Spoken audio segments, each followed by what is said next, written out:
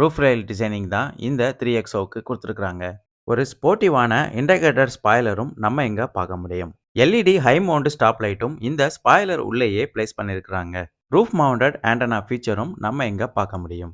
Rear கிளாஸோட டிஃபாகிங் ஃபீச்சரும் AX5 வேரியண்ட்ல அவைலபிளா இருக்குது. Fully black coloured A, B மற்றும் சி பில்லர்ஸை நம்ம எங்க பார்க்க முடியும்.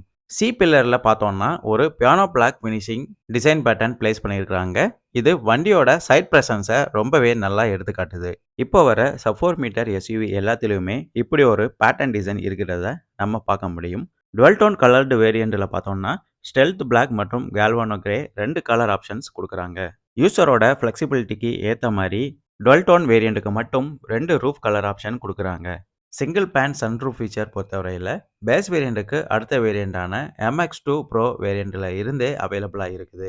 பேஸ் வேரியண்ட்டுக்கு அடுத்த வேரியண்ட்டிலே எனக்கு சன்ரூஃப் ஃபீச்சர் வேணும்னு